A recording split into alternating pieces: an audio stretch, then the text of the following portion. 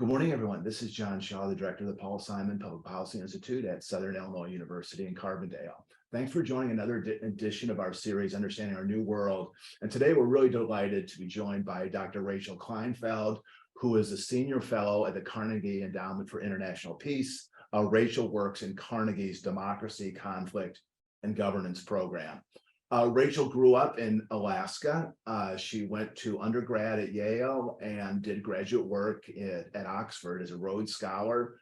She's had a great career in the think tank world. I actually first met her in 2009 when she was the director, actually the founder and director of the Truman National Security Project, which we'll talk about a little bit. She's written 3 books. Her TED Talk on improving violent democracies has been viewed over 1 million times. She's doing some great work at Carnegie, including this really important report, which you can get online, which we will discuss, called 5 Strategies to Support U.S. Democracy. Rachel also gave important testimony to the January 6th Committee on Political Violence in the United States.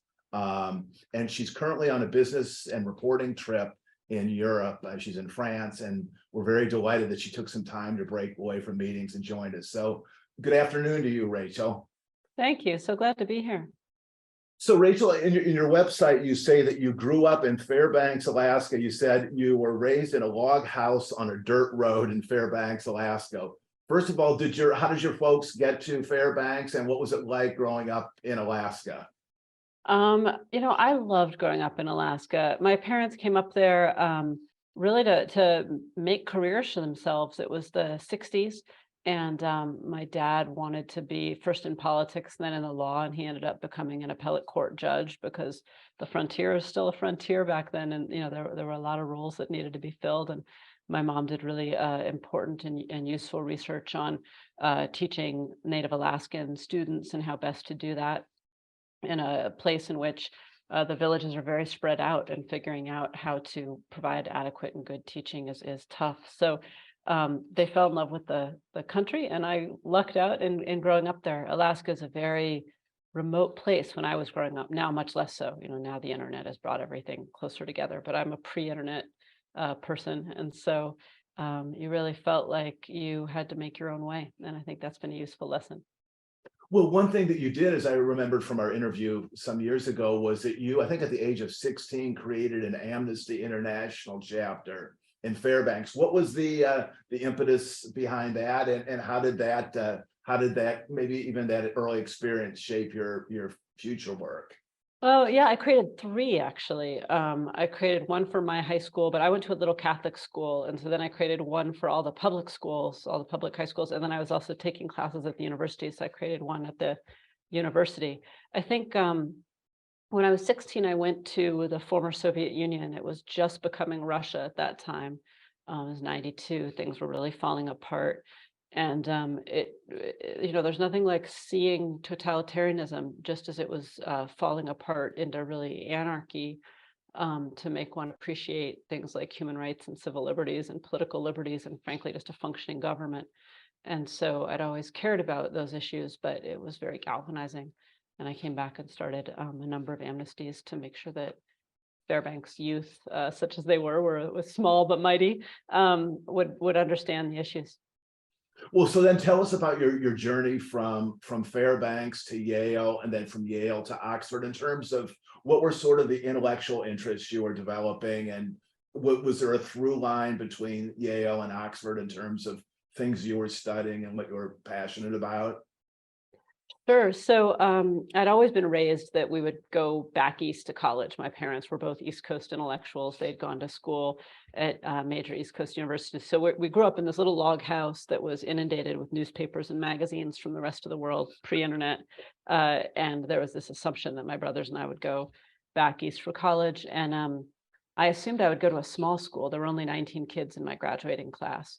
And I thought I'd get swallowed by a big school. I wasn't really ready for it. So I was visiting a couple of small schools, and then I threw Yale in there because it was nearby. Once you leave Alaska, you're close to everything at that point. And I just fell in love with the architecture, honestly. And I thought, this feels like a real university. And I I loved New Haven. And while I was at Yale, I took, I would say, a large divergence. I'd always been interested in the world. I'd traveled a lot as a young person, and I'd been interested in human rights, and I thought that I would do international work. But then when I got to New Haven, I was so taken by the urban issues of New Haven. There was a lot of crime. The early 90s are the high point in America for crime and violence, and New Haven was not immune from that. And so I decided I wanted to be a mayor and I wanted to really understand urban issues. So the whole time I was at Yale, I was really studying ethics, politics, and economics, but with an eye toward urban American democracy. And it was only after a stint in City Hall that I thought, I really miss the world. I went to work for a New York City mixed income housing group right after college and just missed traveling and being in the world. And so I concocted the idea that I'd applied for a Rhodes Scholarship, which was not actually true at the time, but got me kind of out of my job and into a year doing travel around the world. And then I actually did get the Rhodes. So that was a convenient fiction that became real. And when I went to Yale, I studied international relations. Well, so tell us about the Rhodes Scholarship and how it shaped you personally, professionally, your academic interests. So I don't know if the Rhodes shaped me all that much. I think I won the Truman Scholarship before the Rhodes, and I think the Truman Scholarship tended to pick two people per state, and it really for public service. And the other Truman Scholars who I met when we spent a week together at sort of Harry Truman's birthplace, their passion for public service matched mine. We were all very excited about both doing things in the world, but also back in our hometowns. And people were really kind of mixed between a group that wanted to go out into the world and who wanted to go back and give back. And I found that a very idealistic and exciting community that really shaped some of how I thought about the Truman National Security Project later on.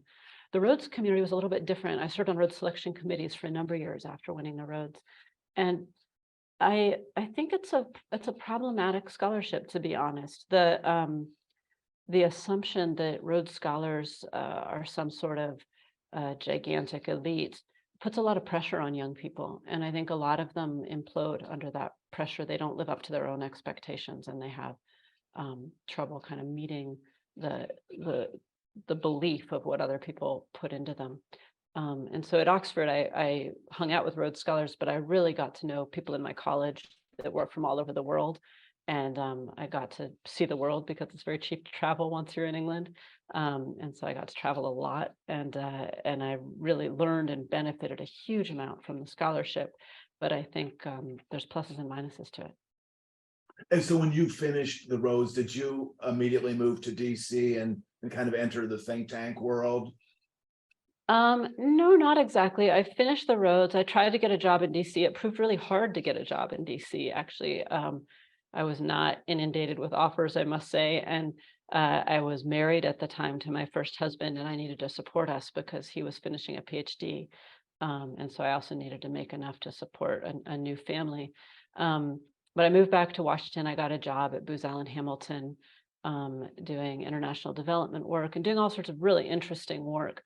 But after about a year there, I decided I wanted to go back and do my PhD. And I also was troubled by this world of for-profit work for the government. It felt to me like we were doing work that was on taxpayer dime, but we were then making it proprietary.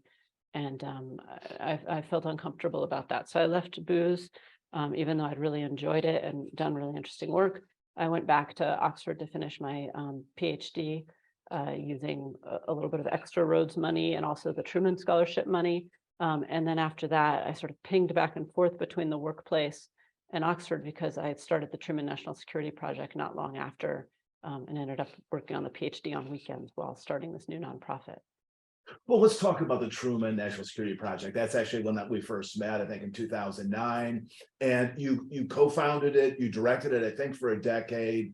And I know when we talked back then, the focus was basically teaching a new generation of progressives how to think about foreign policy, how to talk about it, how to make their values known and to explain them clearly. Tell us about that experience. I mean, it was a decade of your life. I mean, I know it was a deeply impressive institution that continues, I should add. So talk about that time in your professional life. Well, thank you. So, I had a history of starting NGOs, and I knew that I wanted to. There was a while when, after running my Amnesty Internationals, I thought I wanted to be head of Amnesty International, and then I wanted to be a mayor. But I had this sense of I wanted to have an organization that could make change in the world, that could do positive things in the world. And I was working on my PhD at Oxford and traveling to Albania and Romania and Indonesia and various places for my PhD research. And it just happened to be after 9/11 when some of the backlash to the policies that were implemented after 9/11 were really being felt in the Muslim world particularly.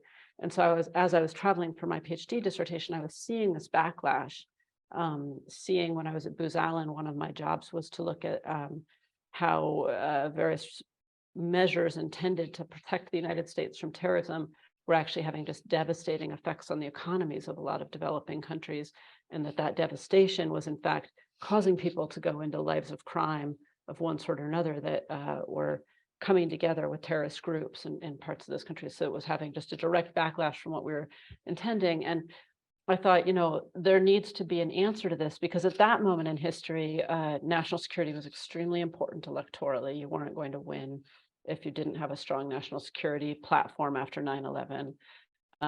Different than today's world, I should add. Republicans were seen as having a strong national security platform, but my experience in the world was saying actually it wasn't protecting our national security. In fact, it was driving more people into the arms of these terrorist groups. And progressives tended not to have much of a national security platform at all. They were seen as being kind of anti-military, and human rights was seen as being at odds with national security. So I thought there really was a gap in the political marketplace for saying, no, there's a better national security platform that would actually protect America, would help us be more of a global power, would not create this backlash, and could be in keeping with more of our values. And so the Truman Project was really an effort to bring together a community of people who also thought that way, help nurture them in their careers and place them in careers where they could have impact in policy and in politics. At the time, we also had a lot of military veterans.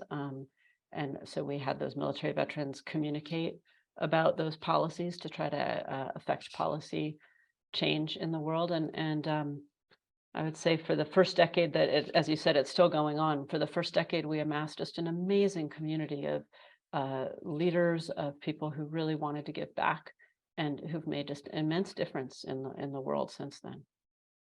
Well, talk a little bit then how you, I know you've been at Carnegie for a while, but how you've, it's obviously related, but your focus on democracy, the struggles of keeping a vibrant democracy alive. How did that How did that play in? So, I was doing my PhD when I started the Truman Project. I tended to do things concurrently so that I was never out of a job and a source of income.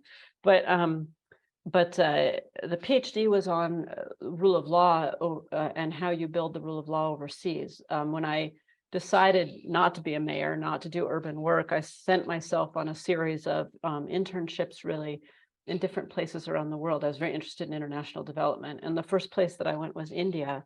I was working in very rural villages in India with programs to basically do better development and small grants.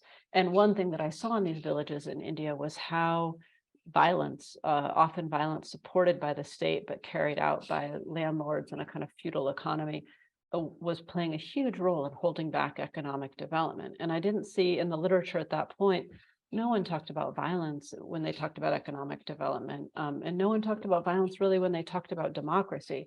Democracy was on kind of a continuum with autocracy, where the state was the violent actor, and economic development just wasn't about violence at all. It was about economic abilities and so on. And I saw this huge gap. And so I wanted to look at the rule of law, how we built it, what effect it had. And a lot of the rule of law literature at the time had to do with contracts, and was also not talking about the full range of rule of law challenges, including criminal and violence. So when I was running the Truman Project, I got asked by Tom Carruthers, who'd been my dissertation, he'd been the independent member of my dissertation committee, and he'd asked me to turn the dissertation into a book. And I thought, frankly, he was just being kind to a grad student. And I said yes, and then I forgot all about it while I was running the nonprofit. And Tom, in his gentle way, reminded me a few years later that I'd promised him a book and had not delivered at all. I remember I had this very fateful conversation with my second husband on a hiking trip where I said, I have to write a book and I have a full-time job at this nonprofit that I'm running. And so I think I need to take weekends from now until about the end of the year. And if I take one day a week on the weekends, I think I can write this book. And my husband, who's an artist, a sculptor, does not work in the way that I do. And he said, that's a ridiculous idea. Take time off from your nonprofit, write a book. And the whole world will be better, and so will our lives. And so I did. I took a month off the nonprofit, got the board to agree, turned the dissertation into a book, and that started me working with Tom Carruthers. And eventually, when I wanted to leave Truman, I wrote to Tom and I said, "Here's a whole bunch of other." I had been writing articles and so on in the meantime with Carnegie, and I said, I'd love to explore this more in depth now that I'm planning to leave Truman. Well, let's talk about the paper that you published in September, 5 strategies to bolster U.S. democracy. And I want to read one of the opening sentences and maybe have you play off it. You say, American democracy is at a dangerous inflection point. The moment requires a step change in strategy and support.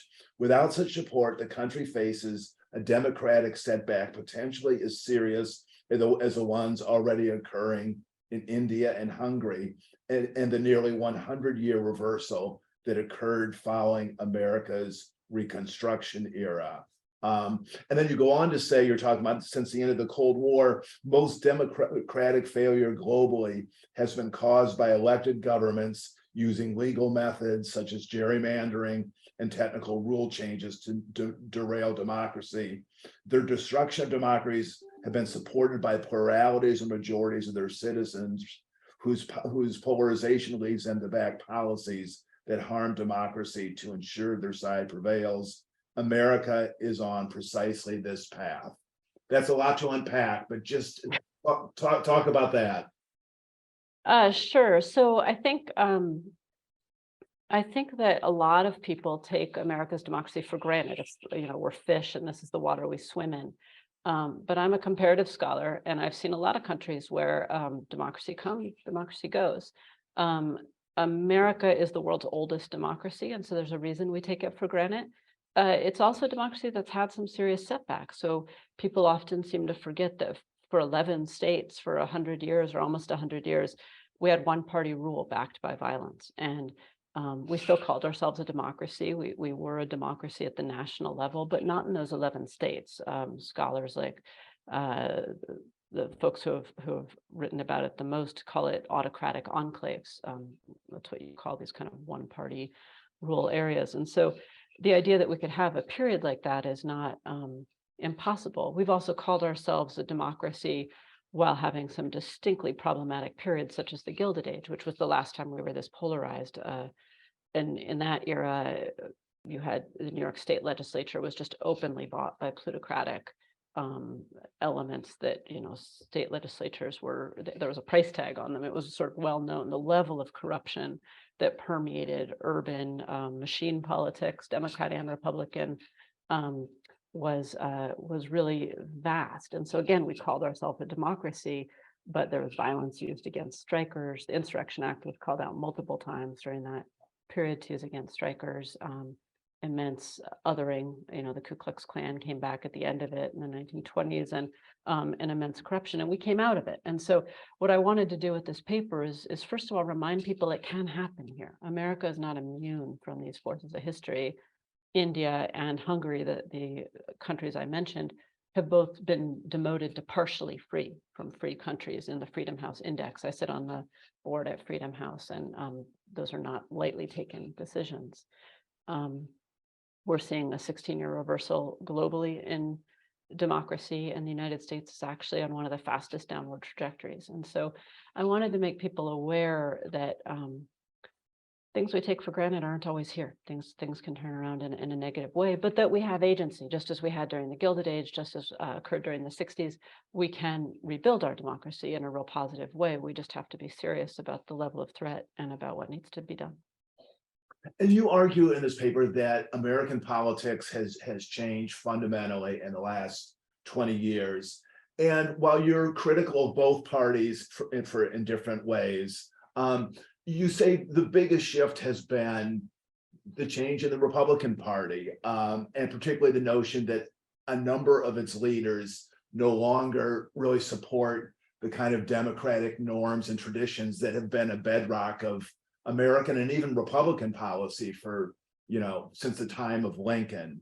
And you write, you say the rapid decline is asymmetric. It is primarily driven by a very different Republican Party. And then you say that a number of the current leaders are less connected to and supportive of democratic institutions. Develop that. Sure. So political parties are not intended to support democracy. They're intended to gain power. Each political party in any country wants to gain power, and you hope they follow the democratic rules. You hope that they support the rules, but that's not their raison d'etre. Their reason for existence is power. And you have to look at the incentives that shape them. 20 years ago, when I kind of came of political age, and many people my age and older, we didn't even have the notion of swing states. So many states were up for grabs that it wouldn't have made sense to talk about swing states, battleground counties, that kind of thing. You just competed, and the general way that you competed was to move to your kind of edges during the primary campaign, and then to move to the middle during the general election to compete for the middle voter. Since 2000, a whole series of things have happened that I talk about in the paper that have changed that. Our parties have sorted geographically, so people tend to live now with people who share their political beliefs. They've sorted a lot by a whole series of other characteristics. They've hardened. You have much, much less overlap between the two parties, much, much more political polarization. And what all of that means is that Republicans tend to vote for Republicans, Democrats tend to vote for Democrats. They tend to be in pretty solid geographic spots. And it's created these immense pressures that have done a couple of things. First, power of Congress is up for grabs almost every election. It never used to be that way. It used to be that Congress would be up for grabs every couple decades. But for a couple of decades in a row, you'd have one party or the other. So the incentives for action at the margins were much lower. But when you can gain the whole power of Congress, if you win one state or one county in a state, the desire for funny business, violence, electoral hijinks, the incentives go up. We are one of the few countries that has these elections where 50% of the vote plus one gets you the whole thing. We know globally that sort of election system is more inclined to violence and more inclined to problems. And we're also a presidential system, which presidential systems almost don't exist around the world because they tend to consolidate power. They have legitimacy issues built in and so on. So we have these kind of inherent issues. And then the pressures on our parties were different. So the left probably moved left. The Democrats probably moved left a little before the Republicans started to move right. If you look at some of the data on Democrats' beliefs about race and so on, they probably moved left a little early. But the Democrats have this very heterogeneous coalition. They have African-American women who turn out in droves. They really matter. They're also more religious than your average kind of young white urban progressive. Your young white urban progressives provide a lot of the energy and foot soldiers. Some of them vote, some of them don't vote. Young people often don't vote, even though they're very loud. And then Democrats have this kind of white Union Catholic vote that tends to be kind of in the middle on a lot of social issues. So they move to the left, but they're much more heterogeneous. And the incentives to hold that coalition together are to be more moderate. They just can't move as far. The loud voices move pretty far on the university campuses in particular, but the Democratic Party doesn't, which is why the extremes on the left actually don't think of themselves as Democrats. They tend to say, I'm progressive, not democratic, or what have you. We see that in political violence too, that the extremes on the left wing who believe in political violence don't associate themselves with the Democratic Party. The right is a different story. The right homogenized over this time in terms of its identity markers, white men in rural areas and so on. And so from an identity standpoint, they homogenized. But from a policy standpoint, they didn't. So about a third of Republican voters actually don't believe in the Republican economic platform. They're much more redistributionary. They don't want small government. They don't want less taxes. And so what does Republicans have to hold them together? They have this identity set. And what you started to see was Republicans saying, okay, we can control Congress if we win just a little bit. There are all these battleground states where it really matters to go hard and get with a couple of voters. And we can hold our base together, not if we talk about economics and national security and the old issues we talked about, but if we talk about identity, the Democratic Party, and so on. And so that was their strategy. And it makes a lot of sense politically, but from a perspective of democracy, it meant that they were trying to reduce who could vote, create strong rhetoric against other parts of America, and really play the democratic game with a lot of hardball. And it's starting to erode democracy itself. Well, let's talk about the 5 strategies that you outlined to effectively bring important reforms. And the first one, you say, enable responsible conservatives to vote for democracy. And you make the argument, as you just suggested, that given our partisan sorting, Republicans, maybe most Republicans are pro-democracy, but if someone who's not pro-democracy wins a primary, given our partisanship, they will end up supporting them in a general election. So you talk about 2 pieces of this in terms of getting responsible conservatives to vote for democracy. First, you say primary reform is critical because this is where the game is largely won and lost. And also you talk about creating sort of a new or an old pro-democracy identity in the Republican Party. Talk about those if you would. Yeah, so identity is voting is very sticky. People tend to vote for their party, whatever their party is, for a long time. Their policy beliefs are only slightly related to their party beliefs. Party is also really related to who your parents are, who you voted for before. And so what we found, one of the most interesting things of the last few years is that as the Republican Party has changed its platform almost entirely, it used to be the party of national security. Now a big portion of it is sort of pro-Russia. It used to be a party of low government spending and low regulation. Now you're getting a lot of populist regulation from Texas and Florida and so on of corporate sector, and also the kind of nationalism of Trump years. So a lot of policies have changed. Republican voting has been extremely sticky. What you basically see is that Republicans are still voting for Republicans. And I say, look, it's an identity thing. It's like changing your baseball team. People just don't want to vote for the other side. It kind of goes against everything that they are. So if the people who win the primaries are extremist in one way or another, or even anti-democratic, they're going to get a lot of votes. There'll be a small number of people who hold their nose and probably don't vote at all. But it's real hard to vote for the other side for most people. In the last election, the midterm, we saw some swing voting, but it was almost entirely, and I shouldn't even say swing, it was more split ticket. Some Republicans and some Democrats being voted for on the same ticket. It was almost entirely people who see themselves as independents, not Republicans. They leaned right, but they were registered as independents or saw themselves as independents, and they were willing to change. So given that, there's a lot of people in our country who are conservative, who want a Republican Party, but who don't necessarily want to vote for anti-democratic Republicans. That's not their goal. So I say, look, they need to have a brand that's pro-democratic, and that's not just never Trumpers, that's a positive, real brand that is conservative, that stands for a team you want to be a part of, in the baseball team analogy. But then those people have to win. And one of the things that's changed over the last 20 years is that our seats have become much, much safer. So I said before that we used to not have battleground states or counties. Now about 90% of our elections at the national level are decided in the primary.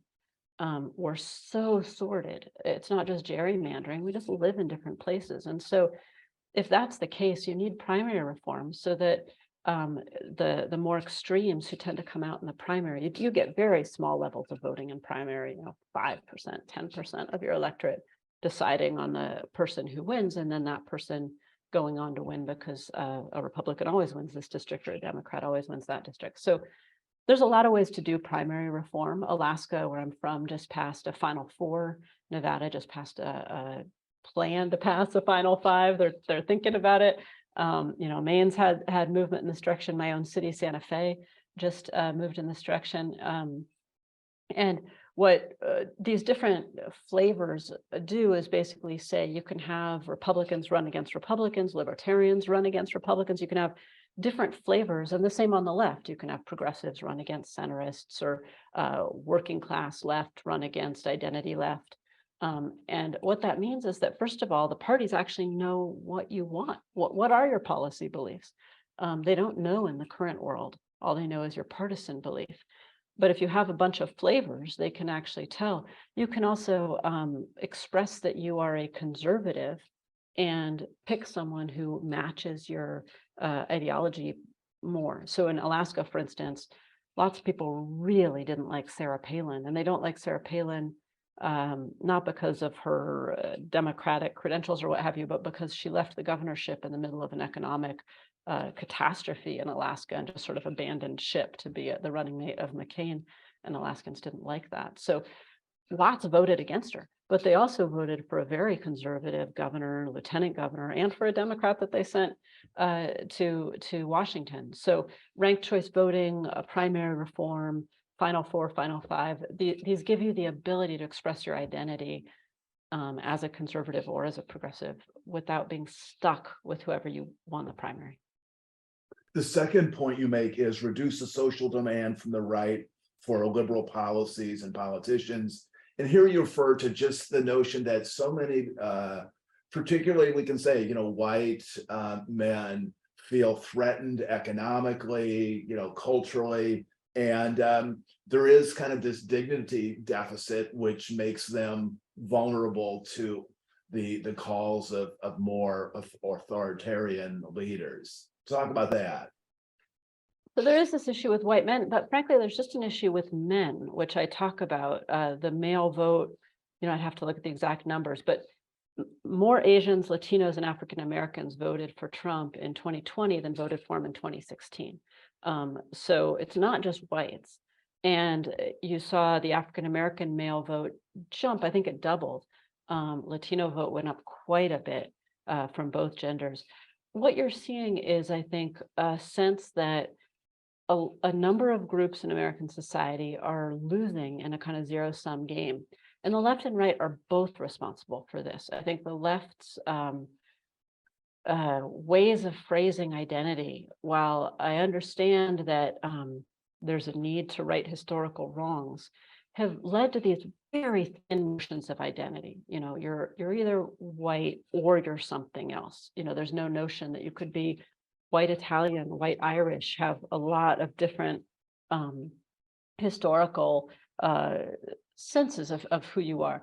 Similarly, if you're African American, the left thinks that you should have a kind of solidarity with historical experience, when 1 in 10 African American now are immigrants, and their historical experience is from an entirely different country, and it might be a communist country. And so this kind of very thin notion of identity on the left is driving a lot of people to say, well, you're not actually speaking for me, left-wing people. I see myself as someone who has a much thicker, more complex identity. And even though I don't like some of what I'm hearing on the right in terms of othering, I like other things I'm hearing over there in terms of economics. And so the left is really driving a lot of people, the sort of university left of this strong identity that's so thin but so strong, driving a lot of people into the far right. And what I'm saying in the paper is there's a lot of groups that need more empathy. If you look at the white working class, their lifespan is declining. We've never had that in a consolidated democracy. The diseases of despair, as they're called, alcoholism, opioids, suicide, were literally lowering people's life expectancy prior to COVID among that group. Now it's even more after COVID. That's huge. Men, period, not just white men, are graduating from college vastly less than women. Vastly, in a world in which among the working class, they still expect themselves to be providers. There's still a sense that they should be providers. What does that do to someone's self-image and their sense of dignity? Where are they going to find that dignity? Well, if they're not finding it from work, maybe they'll find it from their race, or maybe they'll find it from their gender.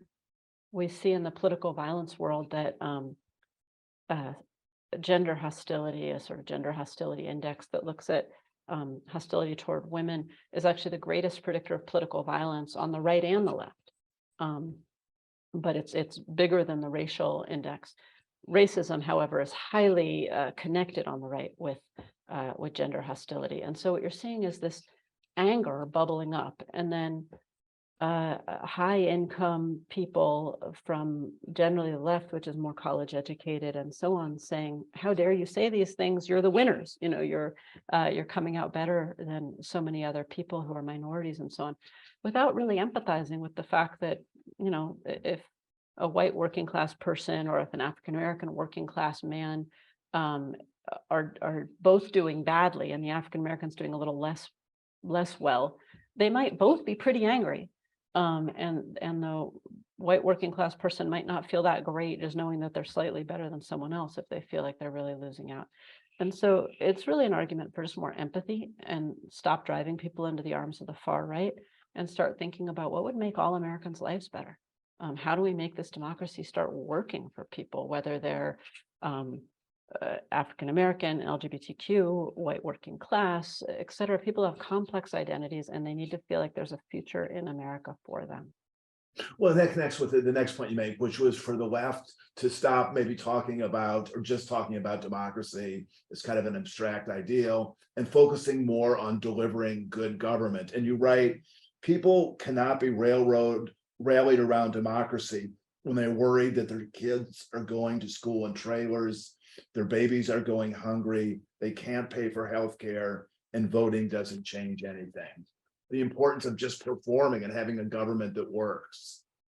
That's right. So, you know, on the right, you have this problem of backlash. On the left, you have this problem of dropping out. Lots of people just not voting at all, not finding it worth their time, feeling like democracy doesn't matter to their lives, feeling like they voted once, nothing happened, nothing changed, they vote again. I would say that the left has this need to not just promise, but actually make good on these things. And they have to realize that for the working class, some issue sets are different. So if you look at the environment, for instance, among progressive college educated people, climate change is the big worry. Among more working class people, their local environment, you know, particulates in the air, trash dumps, this kind of thing are bigger worries. They both matter, but you can't just focus on climate change and leave the trash dumps in people's neighborhoods. You actually have to pass some of that legislation. Now, the Democrats have just passed, you know, Build Back Better and so on, but no one understands them. So there also has to be some conversation about what the heck have you actually passed and what's it going to do for me. It's a communication problem.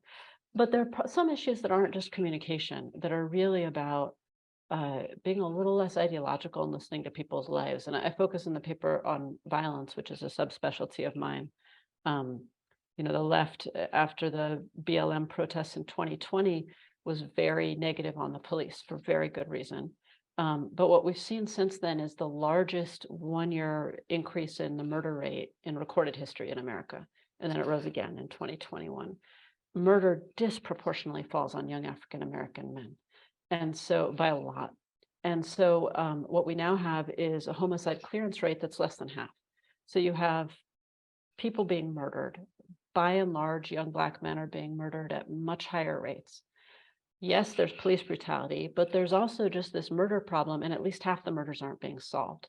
Now, if you're the mother of a young man who's just been killed, maybe it matters too whether they're killed by police or just killed on the street, but you still have a dead child.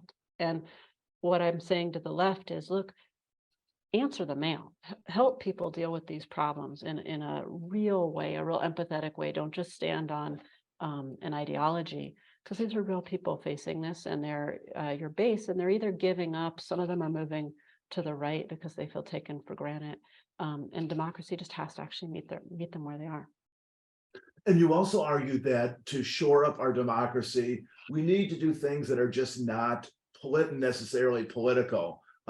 You say not that many people are really into politics. And so we need to build a common identity on other matters. And one of my favorite sentences in your paper, you say, Americans must be reminded of what it means to come together and how that feels through positive, apolitical group pursuits that offer moments of collective emotion, sports, concerts, community service, dance. Talk about that. Yes, I'm in France, and France just won the World Cup. I just went out to see them a night or two ago. And every single bar is spilling out into the street with all these people dressed up with, red, white, and blue craziness. And they're just cheering for their team. And for that moment, they're France, not anything else. That collective emotion is a deep human need. And if we don't feel it collectively, if we feel it against each other, then it is a deep human need that turns against democracy. And so what we need is more moments of feeling that sense of solidarity together, a little bit more joy. If you look at the mental health indicators among Americans, especially since COVID, I mean, they're just through the floor, especially for young people. And young people are most prone to violence, and they're also least excited about democracy right now. It's not just a problem of sort of old grumpy people voting for extremists. Young people are really pretty down on democracy. And even if they're voting Democratic, they don't necessarily hold democratic beliefs at a very deep level. And so part of that is civic education and the kind of mental stuff that we need to do. But part of it is just helping people see that there are human beings on the other side of these arguments, that you can't cancel half of America. We have a lot of different views in this country, but those views come from very different life experiences, and those people can still be real human beings. And so having more of these collective activities and emotions that bring us together is real important for that kind of thing. And just a little more joy, happiness. It builds more resilience, less brittleness. Rachel, one of the central themes that just jumps out of your essay is the notion that maybe many of us have held, which is, okay, we're going through a bad cycle. History is cyclical, let's just keep calm and we'll kind of get out of this. And your paper says, no, that's not the way, that we need to act comprehensively and boldly and urgently. And you use a wonderful analogy of the US war in Afghanistan, where you say the US and NATO war in Afghanistan demonstrated how fighting 20 years worth of one-year battles is a failing strategy. Democracy proponents risk fighting 2-year battles each election cycle to equally failed results. Instead, addressing the acute threats requires attention to both electoral and social drivers. Yeah, I mean, I think that says it pretty well, but I'm worried that a lot of people think that democracy will be restored if they just beat the other side, particularly Democrats. And that notion should have been put to rest in 2020. Democrats did beat the other side. They got both houses of Congress. They got the presidency. Democracy went downhill in a lot of states after that. We're a federal country, and we're people who hold very different views. It might not be 50-50 since so many people don't vote, but it's a strong set on the left and the right. And it's a strong set of a lot of ideas that aren't getting represented at all. I mean, the biggest set of beliefs that actually bring together Democrats and Republicans is that the whole system is rigged and that they don't believe in democracy at all. That they think that it's corrupt, it's sort of a broken system. Now, that's really detrimental. So one thing I'm trying to say in this paper is we don't get out of this by winning an election. We get out of this by renewing our democracy the way that we did after the Gilded Age, the way that we did in the 60s. And that takes more creativity. It takes more optimism. We're talking about a lot of the negative things right now, but people have to not just see a future for themselves in this democracy, but they have to be excited about that future. What's the next chapter? What does America look like? We're trying to go back to the moon. That's great. We were at the moon 50 years ago. When are we going to do the next big thing? And what's that going to be? And how do we inspire ourselves and recognize that we're going to have to do it together? We just can't separate and think that that's going to solve our problems. As someone who has divorced myself, I can say that you never really separate. Once you're divorced, you tend to have to deal with each other, and a country certainly. doesn't get to really just separate, that we will have to deal with each other. And so finding a positive way forward that's exciting is really the next step for democracy work. I want to end it a little bit with an uplift, but I wanted to talk for a couple of minutes, if we could, about your important testimony to the January 6th committee about political violence in the United States and how that's hurting our democracy. Tell a little bit about, what a huge opportunity to present views before a historically important initiative. Talk about that experience and what the central points you tried to make to the lawmakers. So I submitted written testimony, and I hope it will get used in the final report. As you've probably seen from the media, there's been a real push to turn that final report into just about Trump and not really about the broader context and contours of our society. I think that would be a huge pity. Trump was a major driver of January 6th, but the problems that have been left behind and that are continuing in our body politic are really serious. And I try to write about those trends in that paper. America has always allowed a lot of political violence compared to peer democracies. So compared to a lot of European democracies, we have a higher murder rate. We have a higher rate of political violence of all sorts, from lynching in the early 1900s to parties fighting each other in the 19th century, the Know Nothing Party, lynching Irish and Italian immigrants, and so on. So this is not new to America. It's somewhat cyclical. The KKK has come and gone and come again, but we've had a history of doing this. And what's different about the current moment that I tried to tell the January 6th committee was that political violence in the modern era, not the 1920s, but the modern era, used to be the fringes. So you saw a lot of political violence on the left in the 60s and 70s. It moved more to the right in the 80s and 90s.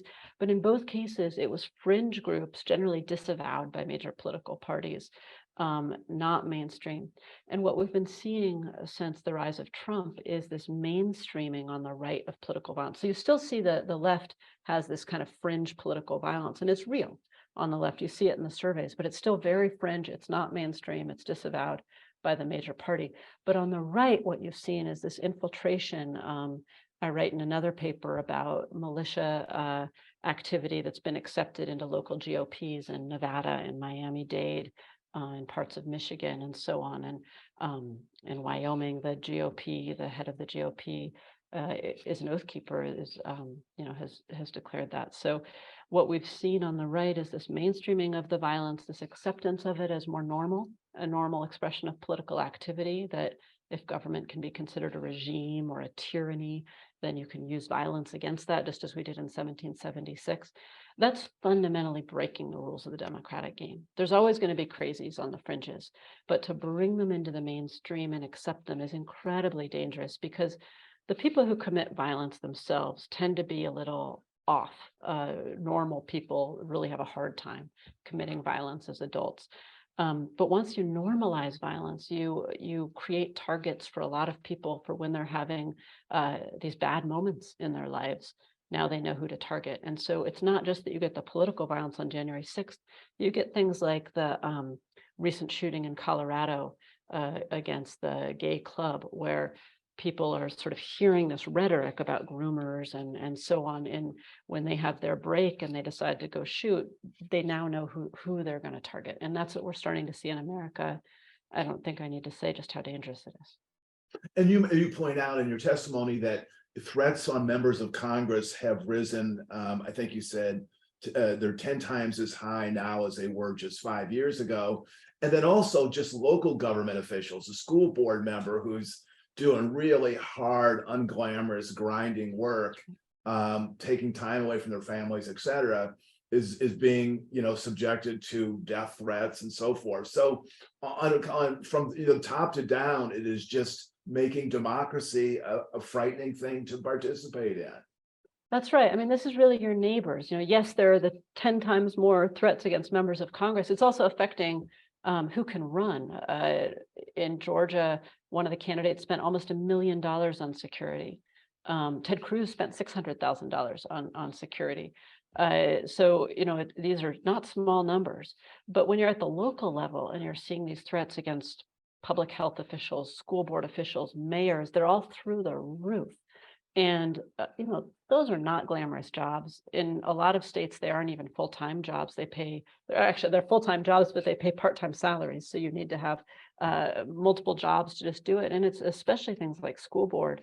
That tends to be parents who feel like the schools need to be better for their kids. I mean, these are really kind of thankless parts of democracy where you need someone to do it. And man, when you add in threats and horrible language and so on, that makes it much less attractive. And you really can't have a democracy where you denigrate your own politicians and you threaten them. We are a government of the people, by the people. It has to be us running. So if we're not running, who is? Well, let's talk for a minute about what your most hopeful scenario is going forward. I mean, in a realistic but hopeful sense. I mean, what can we do in the next 4 or 5 years to kind of arrest the decline and to just fortify and move forward? What is a scenario that you think is both hopeful and plausible? Well, let me put that back on you as a university. I really think that universities have a huge role to play right now in trying to create a hopeful space for American democracy. Where are the prizes asking students, what is the future chapter of democracy? What does it look like? What's a democracy that you'd be excited about participating in, and how do we make that happen? We're seeing prizes for entrepreneurship. There's prizes for tech apps and so on. Why aren't we getting students to really think about what is this democracy? Let's look at the real stats on who's in it, and how we come together to solve big problems together, to make our lives better together, to make this a country we want to live in. There's a lot of gloom and doom on college campuses right now, and a lot of sense of agency is coinciding with that. And I wish we could put them together and take all that agency that Gen Z has and say, okay, what do you want to do? And let's come up with a program together that's hopeful and that really takes the country as a whole into account. I think we've renewed before. We've renewed from really dark places before. There's no reason we can't do that now, but we don't have a lot of good ideas right now for what to do. People my age and older want to just go back. Let's just get it back to where it was when it was working a little bit better.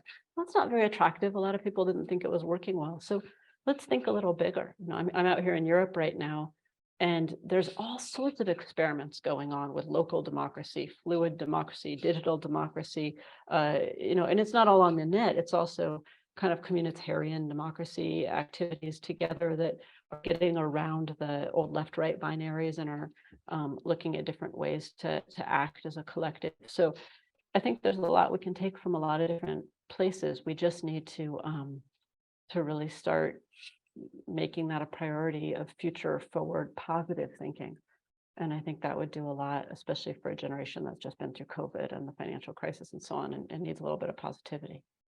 Sounds like a good challenge for the Paul Simon Institute to embrace. So thank you for putting that forward. Well, Rachel, just finally, I mean, we have students on this, and they probably would be looking at your career and seeing the remarkable things you've done and the wide-ranging experiences. And what sort of advice would you give to your 20-year-old self, or to current 20-year-olds who are trying to think through how they want to develop careers and move forward? I mean, I've been very lucky, so I don't think you could just, have a magic wand and make it happen. But I think there were a couple of things. I tended to say yes to opportunities rather than no. I tended to say yes, even when it was a little bit hard to say yes. I tended to have various jobs on the side that let me be financially okay, so that I could pursue more risky activities. I know a lot of people are real worried about debt. My husband's a sculptor. He came out of college with $70,000 in debt. He paid it down. And I did something quite similar. We just ate a lot of ramen and paid off those debts so that we could take more risks at a pretty early age. And I think that means forgoing $20 cocktails and so on, but it means that you gain a lot of freedom. And I always opted for being as thrifty as I could be so that I could have the economic freedom to do things like travel and take opportunities when they arose.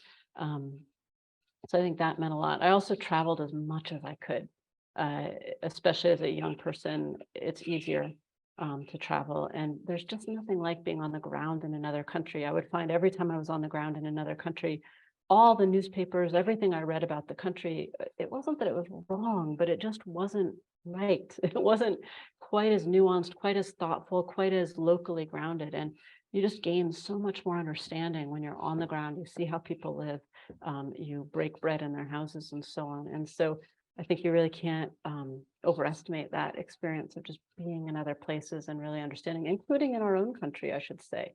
I was lucky to come from Alaska to move to the East Coast, to now be in the Southwest. These are very different parts of our own country, rural and urban and so on. And I think it's important to just really gain that kind of finger feel for just how different it is to live a lot of different lives. So I think it's hard for young people today. I don't want to overestimate the ease with which you can do these things, but as we're moving into a post-COVID world, being resilient enough to take those risks and make sure that you've got a little bit of economic cushion to do it, but you don't need maybe too much, is the lesson I would draw. You also, in your website, you talk about having two daughters who are fierce. How do you inculcate fierceness? Oh, I don't think I had to inculcate that. They were born pretty fierce. I mean, my daughters ask a lot of questions, and it drives me crazy. As a mom, I'm trying to cook dinner and answer an email, and then I'm getting 50 questions. But those questions are really golden. And when I have a little extra time, I try to explain things. I try to explain things with a lot of depth. My 7-year-old now is asking a lot of questions about gender, about why women this and why men that. And now that we're in Europe, about all the lingerie stores she sees here. Why are these all here? Why do the mannequins look like this? And so I'm answering a lot of questions with as much depth as I can and as much historicity as I can about what's shaped our gender roles in the West, why they could be more fluid now, what that means, and also how upsetting that is to some people, and what it means to be upset by that, so that she kind of has a full picture. Well, Rachel, thank you for really a terrific conversation. It's been so interesting. And I would say to our viewers to go to, Rachel has, first of all, an amazing website. Kudos to you. It really is a remarkable website, but it has her current paper from Carnegie, her testimony before the January 6th committee, lots of other writings and videos and so forth. So it's a real treasure trove. So Rachel, we will continue to follow your work, and thank you for its really important work that you're doing. And I look forward to keeping in touch. Me too. Thank you so much for having me, and good luck to all your students. Great. Thank you. And thanks to all of you for watching another edition of our series. We will have this video on our website in the next couple days. Please look at it, show it to family and friends. And thank you for keeping the memory of Paul Simon alive and well. Thanks so much.